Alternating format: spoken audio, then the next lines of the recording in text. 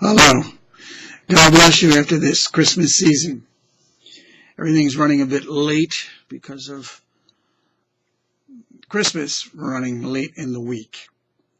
However, hopefully I'll be able to get this reflection to you in a little bit of time before this coming weekend.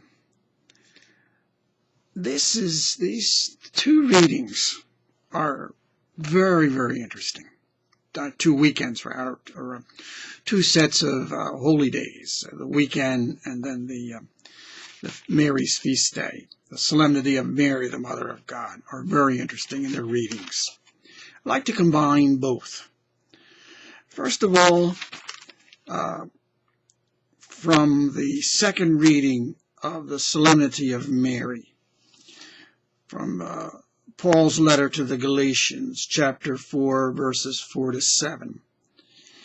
He says there, he has come to ransom those under the law, so that we might receive adoption as sons, always sons, daughters.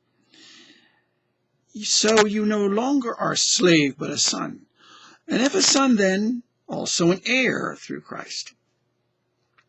The thought here is, if we are God's children, sons and daughters of God, we are heirs. What does it mean to be an heir if God is not going to pass on, in the sense of die and pass on property or anything, such thing?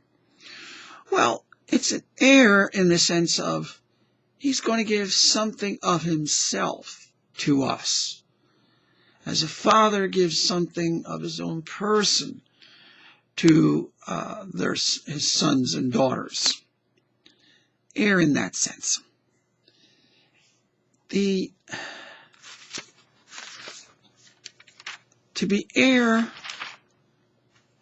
if we go back to the second reading of St. John, rather the second reading for the Feast of the Holy Family of Jesus, Mary, and Joseph, which is from the first letter of St. John, chapter 13.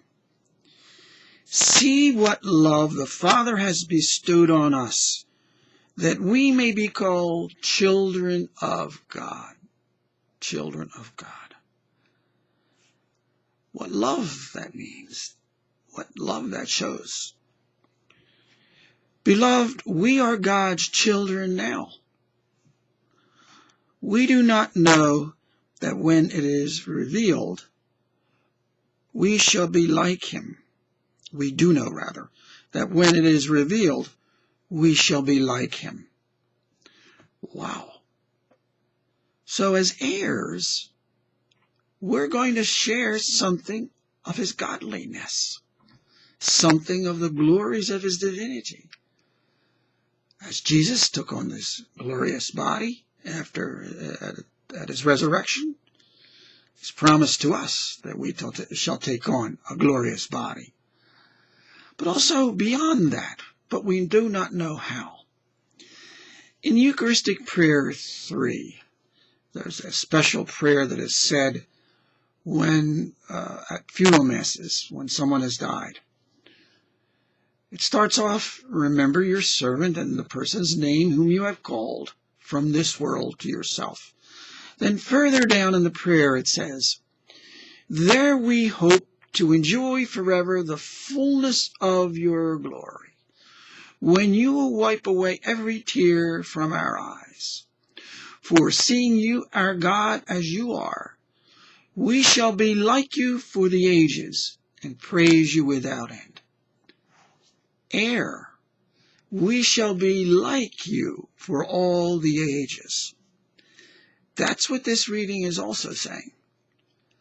To some extent, as heirs, as God's sons and daughters, we will be sharing in his divinity, some of the glories of his divinity. It comes simply by being his children, by being his heirs. He wants to, since he loves us so much, he wants to share something of himself with us. This weekend and the Holy Day talk about the relationship we have as family members of God's holy family. As Jesus came into our family and shared in our humanity, and it says in that gospel reading, Luke, the gospel reading for the weekend, Luke chapter 2, verses 41 to 52. At the end there, Jesus advanced in wisdom and age and favor before God and men. He grew up humanly. So likewise, we are to grow up spiritually. We are to grow up in godliness. We, sharing some of our humanity through Mary with Jesus. God sharing some of his divinity with us. Likewise through Jesus and the Holy Spirit. What a wondrous thing it is to be God's children, to share in his glories and wondrous life. It's important to remember that each and every day, so that we're not lost in worldliness. But despite the fact that we're people of this world, always remember we have an even higher calling to be people, sons and daughters of God's world. God bless you all.